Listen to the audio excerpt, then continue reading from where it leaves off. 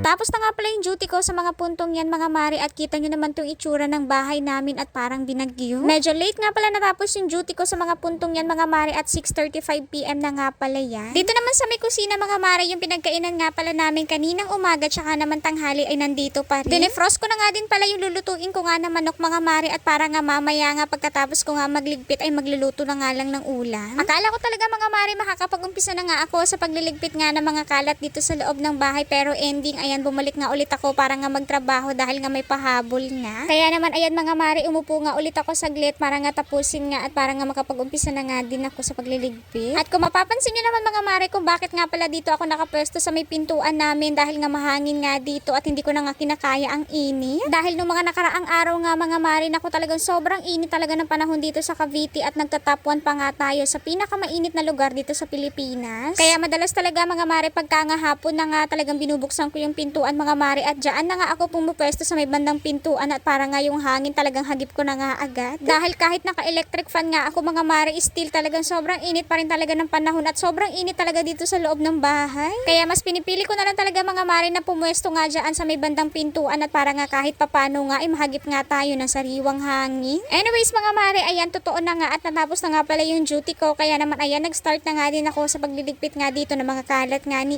Ethan. At kung tatanungin nyo naman mga mare kung first time nga ba nangyari yung ganyang kadaming kalat sa loob ng bahay namin ako hindi po yan first time dahil nga araw-araw po talaga yan nangyayari at totoong nangyayari talaga yan hindi ko lang napapakita sa inyo. Dahil sa totoo lang mga mare hindi kasi ako everyday gumagawa talaga ng content or hindi ako everyday nagvi-video dahil nga may mga araw din talaga na sobrang dami ko din talagang ginagawa at inaasikaso. Pero minsan mga mare kahit na marami nga akong ginagawa or inaasikaso talagang feel ko gumawa ng content ako talagang gagawa nga ako kahit napagod na nga ako. Pero madalas talaga mga mare pagka nga gumagawa ako ng content yung tipong talagang hindi ako masyadong busy at para nga hindi naman masyadong struggle nga mag-setup nga ng camera. Dahil sa totoo lang mga mare ang paggagawa nga ng content ako talagang sobrang hassle at sobrang dami din talagang oras na kakainin dahil nga isipin nyo yung pagsisetup ka lang ng camera na talagang struggle na yun ha. Tapos idagdag nyo pa nga yung content natin mga mare na palagi nga tayo naglilinis at nagliligpit nga dito sa loob ng bahay kaya talagang sobrang nakakapagod din talaga sa akin bilang work from home ma'am. Anyway sa mga puntong yan pala mga mare ay sobrang nagmamadali na nga din ako sa paglilinis at pagliligpit nga dahil nga maya-maya nga lang ay darating na ang aking asawa. Darating na nga siya mga mare pero wala pa nga din kaming sinaing at masaklap pa dun mga mare wala pa nga din kaming ulam. Pagkatapos ko nga pala magwalis mga mare ayan inayos ko nga muna ito nga pala mga hinugasan pa nga kagabi at para nga makapaghugas na nga din ako dito na pinagkainan namin kaninang umaga tsaka naman nung tanghali. Ay grabe mga mare sobrang struggle talaga ng buhay ng isang work from home ma'am dahil nga isipin nyo pagkatapos na magtrabaho ay ganito kadami ang kailangan nga ligpitin. Pero hindi nga tayo pwedeng mag-complain mga mare dahil nga nanay na nga tayo at kailangan na talaga natin gawin yung mga ganitong gawain talaga sa bahay. At saka yung mga kalat na yan mga mare nako talagang paulit-ulit lang din yan kaya naman minsan nga ayoko na nga lang din magligpit talagang hinahayaan ko na nga lang tapos pagka nga tulog na nga si Ethan tsaka ko na nga lang din nililigpit. Dahil kahit gustong gusto ko nga maging static yung bahay namin mga mare talagang ayaw ni Ethan at wala na nga tayo magagawa doon.